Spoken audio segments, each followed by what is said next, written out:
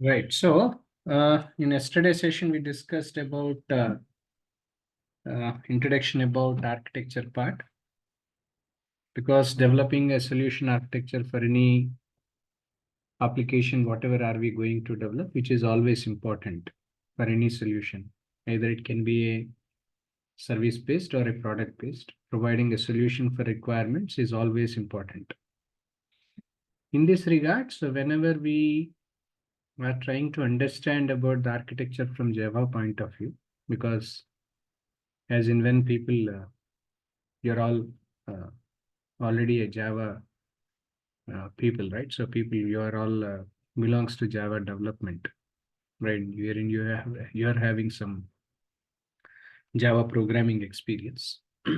Because when it comes to the Java architecture itself is concerned, as I already mentioned in the beginning of the session, you must be having some good programming skills. Programming knowledge is always important.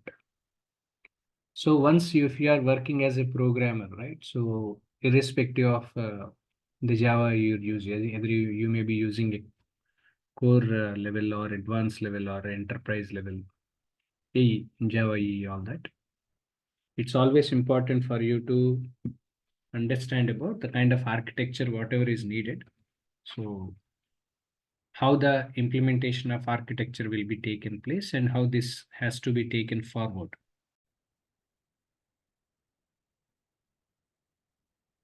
Right. So in this regard, I'm going to provide you an outline over. So what is that are we going to cover in our course? Of course, this information I have given, but still anyway, let me explain you. So while you are learning this Java architecture, you must be knowing about the types of architectures. Like normally, I can classify this into simple two different parts. One is about enterprise architecture. Second is solution architecture. Enterprise architecture majorly focusing on the kind of systems, applications, at the same time data architecture, right? So all these things are comes under enterprise architecture part. So there are different tools now and then we use, like TOGAF. Earlier we used to have uh, Jackman framework, right? So we used to use Jackman framework in the beginning days, but now we are using some TOGAF framework and all everything for enterprise architecture point of view, which consists of business architecture, systems, applications, data, all that. At the same time, we are going to discuss about the high level and low level designs and documentation, because based on the non-functional requirements which was given by the BA. So based on the requirements and all, we need to come up with high level and low level requirements, and low level implementation is what something which we have to be performed. So once we have identified the high level and as well as low level requirements, etc., it's always important for us to understand about the existing Java architecture, which is essentially important, because if you want to understand about the Java architecture from the application development point of view, it's always important for us to understand about the high level and as well as low level architecture, all that. At the same time, we must be having a clear understanding over what are the different architectural flows do we have, right? So what are the different architectural flows we will be having. At the same time, we must be knowing about the architectural transitions. What are the different architectural transitions do we have? Followed by the kind of governance framework, what do we having, right? So all this understanding is always important when you are working on the architectural point of view. Next, we must be knowing about, it's not only about enterprise architecture framework, etc., but it's always important for us to know about the different techniques, something like C4 model, one of the key and prominent model we are using in developing solutions for any applications, like C4 model. At the same time, even we require some Java design patterns as well, right? So different design patterns like singleton, all that stuff, to provide solutions and all. This sort of understanding is what something required. Last but not least, we are going to discuss even about the cloud architecture, because most of the applications nowadays are moving towards cloud environment. So being a Java architect program, which I'm going to conduct, as I already stated earlier. So we are going to discuss about cloud architecture part. Either it can be an AWS or Azure, right? So high level, I mean to say, right? Not the detailed part. Because as I already mentioned you, AWS and Azure solution architect programs are separate. Okay, Java architecture training program, whatever the training program are we doing now is separate, because Java architecture completely focusing on the Java perspective. But whereas when it comes to the AWS architecture solution architect program, it's completely an AWS point of view.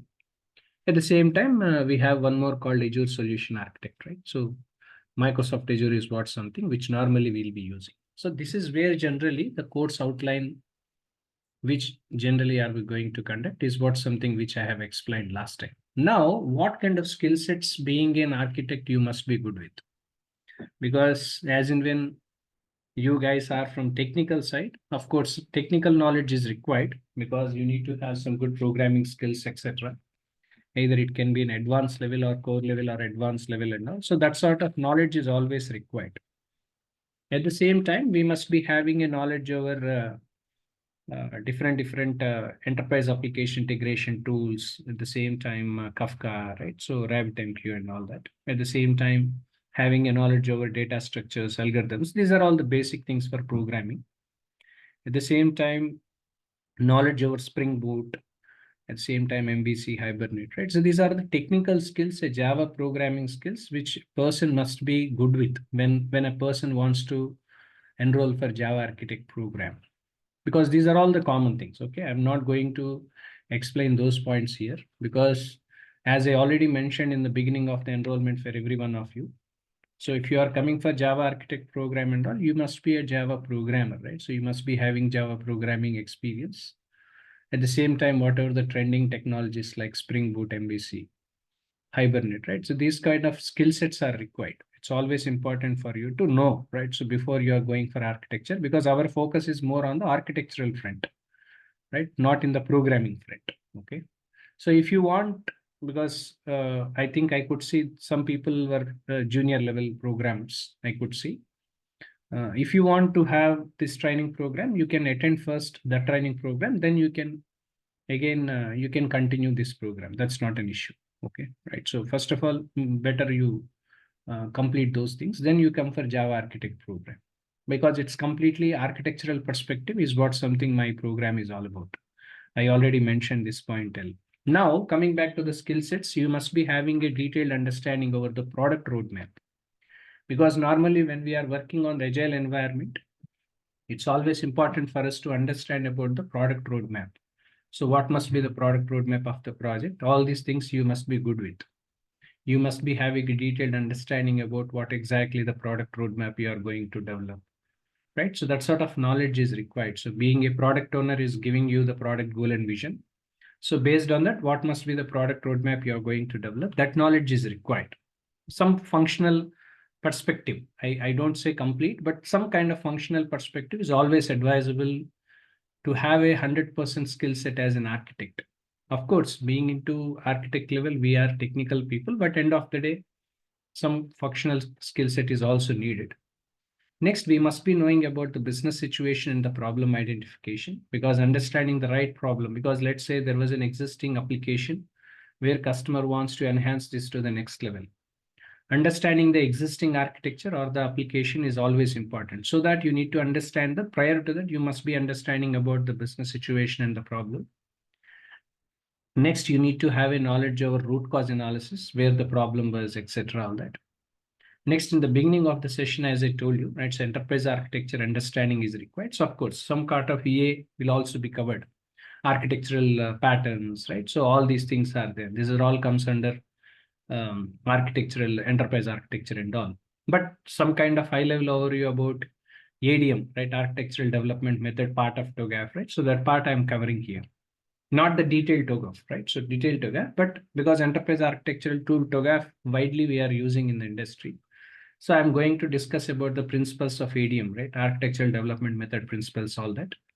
At the same time, we must be knowing about the objectives, all that. Next, we should able in a position to maintain the system stability, at the same time performance, scalability, security, maintainability of the system by understanding the previous needs is what something you must be good with. Next, data modeling is important, because when most of the projects now and then you see are migration projects from old legacy systems to the new application. So data modeling is also one of the key and important element you must be good with. Next, as you are all coming from the Java programming side, coding side for a very long time, I could see most of the people were more than 10 years of experience, right? So of course, there I could see fewer, even less than that. End of the day, we should be able in a position to design and develop, implement complex Java applications and solutions. That's what our program is all designed for. Next, microservices architecture, because earlier you are using a monolithic approach. Now we are going for microservices architecture, where individual components we are working on. So using different individual components and all, we are individual components, we are creating a microservices as separate, right? So this is all comes under the microservices architecture part. Next one about API gateway management.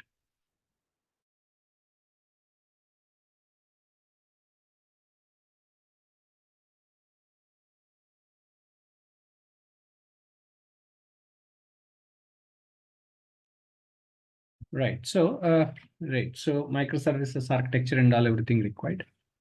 At the same time, you must be having the knowledge over microservices, as I told you, because nowadays we are moving to towards microservices point of view, right? So from monolithic to microservices. So microservices architecture is required. At the same time, we must be having a knowledge over high level and low level designs by understanding some non-functional requirements of the application about performance, scalability, reliability, etc. All that. At the same time, API gateway, because API when we are integrating, right? So we are creating different APIs like web API, RESTful, etc. Right. So API gateway management is also one of the key skills that we must be good with. Next, aligning the priorities. That is important, because when we are developing a solution, it's always important for us to understand about what are the priorities which has to be identified.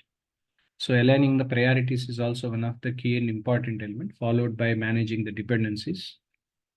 As I mentioned you, because non-functional requirements will be gathered from the business analyst and all. Finally, most of the projects now and then we are moving towards my data migration side.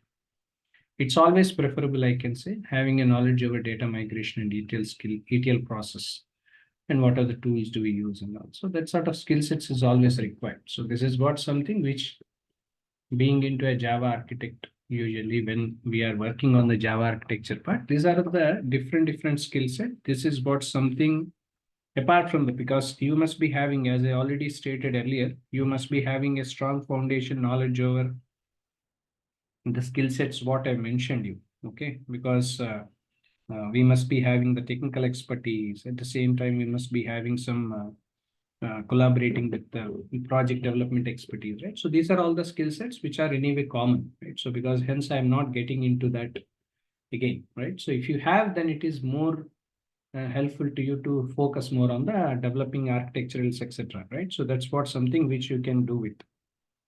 Otherwise, if you are not strong enough, I always advise you better you learn that first. Then if you can come for architect program, it's more helpful, right? So if you can enroll, you can ask my people regarding, so what are the available batches for the other courses. So after that, you can come back to the Java architect program. Now, this is where generally the logical architecture for enterprise communication scenario is in, we can see, where we can classify this into 4 different parts like client tier, corporate tier, or business service tier, or data tier, all that. Whatever the logical architecture, we are going to deliver the portals and communications and all, which are majorly useful for identification of the services, right? So using what are the different components we use, like messaging servers or calendar servers or instant messaging, right? So all these things are comes under this architectural part, which majorly uh, treats the logical distinct configuration of messages servers and all, majorly used as a different components and all that. At the same time, when it comes to the application development, wherein when we are working on, it's always important for us to understand about the client architecture, presentation architecture, etc. All that. This is all something which is important, right? So whenever we are working on it, it is always